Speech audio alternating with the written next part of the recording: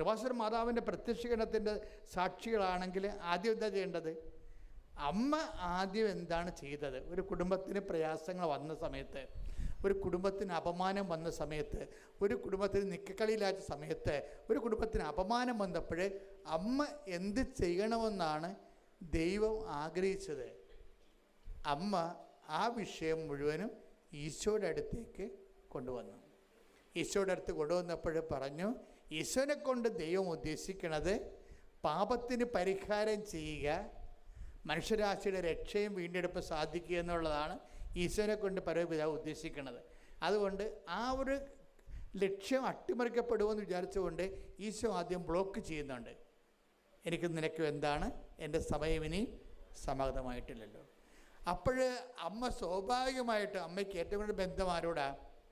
ഈശോനോട് ഉണ്ടായേക്കാൾ നേരത്തെ ബന്ധം അമ്മയ്ക്ക് അപ്പായോടാണ് ബന്ധം ഉണ്ടായത്.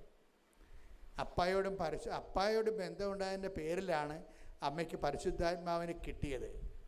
അപ്പോൾ അമ്മ അപ്പായോട് പറഞ്ഞു, വാട്ട് ഐ ഷുഡ് ഡു, ഇതാണ് ഈശോ പറയണമെന്ന് പറയും. അപ്പോഴുടനെ പരിശുദ്ധാത്മാവ് അമ്മയ്ക്ക് ജ്ഞാനവരം കൊടുക്കുന്നതാണ്. എന്താണ്? ഇങ്ങനെ ഒരു ഈ വിഷയത്തിൽ ഈശോ നമുക്ക് ഇടപെടുത്താൻ എളുപ്പ വഴിയുണ്ട്. എന്ത് ചെയ്യണം? അവൻ പറയണ പോലെ ചെയ്താൽ മതി.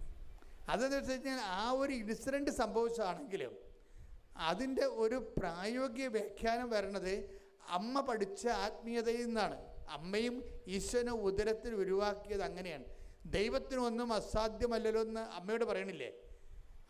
അമ്മ മനസ്സിലാക്കിയ ദൈവത്തെ, അമ്മയ്ക്ക് വെളിപ്പെട്ട് കിട്ടിയ ദൈവത്തെക്കുറിച്ച് മാലാഖ അമ്മയോട് പറഞ്ഞത് എന്താണ്? ദൈവത്തിനൊന്നും അസാധ്യമല്ലല്ലോ. അപ്പോൾ ദൈവം ആരാണെന്ന് ചോദിച്ചാൽ അമ്മ പറയും, രണ്ട് കാര്യം പറയും. അവൻ വലിയവനാണ്, രണ്ടാമത്തെ കർത്താവിനിക്ക് വലിയ കാര്യങ്ങൾ ചെയ്തിരിക്കുന്നു, അവൻ വലിയവനാണ്. രണ്ടാമത്തത് എന്താണ്? അവന് ഒന്നും അസാധ്യമല്ലാത്തവനാണ്. അപ്പോൾ ഒന്നും അസാധ്യമല്ലാത്ത ദൈവത്തിനെ എങ്ങനെയാണ് നമ്മുടെ ജീവിതത്തിലേക്ക് കൊണ്ടുവരേണ്ടതെന്ന് ജ്ഞാനവരം വേണം. ആ ജ്ഞാനവരം പരിശുദ്ധാത്മാവ് അമ്മയ്ക്ക് നേരത്തെ പാഠങ്ങൾ കൊടുത്തിട്ടുണ്ട്. നീ ഗർഭം ധരിച്ചു ഒരു പുത്രനെ പ്രസവിക്കുമെന്ന് പറയുമ്പോൾ ഈശോ പറഞ്ഞ സംഭവങ്ങൾ തന്നെ അതിൻ്റെ ഒരു ബാലൻസ് തന്നെ അമ്മയും പണ്ട് ദൈവത്തോട് സംസാരിച്ചതാണ്. ഇതെങ്ങനെ സംഭവിക്കും, ഇതെങ്ങനെ സംഭവിക്കും, ഞാൻ പുരുഷനെ അറിയുന്നില്ലല്ലോ. അത് തന്നെയാണ് അതിൻ്റെ തന്നെ വേറെ ഒരു ഭാഷയാണ് എനിക്കും നിനക്കും എന്ത്, എൻ്റെ സമയം ഇനിയും സമാഗതമായിട്ടില്ലല്ലോ. അതാണ് സംഭവം. രണ്ടും ഒന്ന് തന്നെയാണ്. ഇപ്പം പണ്ട് ഈശോയ്ക്ക് പകരം അമ്മയാണ് ഈ ചോദ്യം ചോദിച്ചത്. അമ്മ എന്താണ് ഈ അപ്പയോട് ചോദിച്ചത്? ഇതെങ്ങനെ സംഭവിക്കും. അപ്പോൾ പരിശുദ്ധാത്മാവ് അമ്മയ്ക്ക് ഒരു ആൻസർ കൊടുത്തു. എന്താ പറഞ്ഞത്? ഞാൻ പരിശുദ്ധാത്മാവ് നിൻ്റെ മേൽ വരും. അത് മാലാഖ വഴി പറഞ്ഞതാണ്.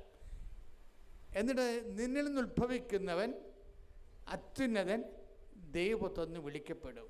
ആ വെളിപാട് അവസാനിക്കുന്നത് എങ്ങനെയാണ്? ദൈവത്തിനൊന്നും അസാധ്യമല്ലല്ലോ എന്ന് പറയുമ്പോൾ അമ്മ ഒരു ഉത്തരം പറയുന്നുണ്ട്. എന്താണ്? ഇതാ കർത്താവിൻ്റെ ദാസി, നിൻ്റെ വചനം പോലെ എന്നിൽ നിറവേട്ടെ. അപ്പോൾ വചനം എന്ന് പറയുന്നത് എന്താണ്? ഒന്നും അസാധ്യമല്ലാത്ത ദൈവത്തിനെ നമ്മുടെ ജീവിതത്തിൽ എല്ലാം സാധ്യമാക്കുന്നതിൻ്റെ ഒരു പോംവഴി എന്താണ്? വചനത്തെ, നിൻ്റെ വചനം പോലെ എന്നിൽ ആ വചനത്തെ നിറവേറ്റുകയാണ്.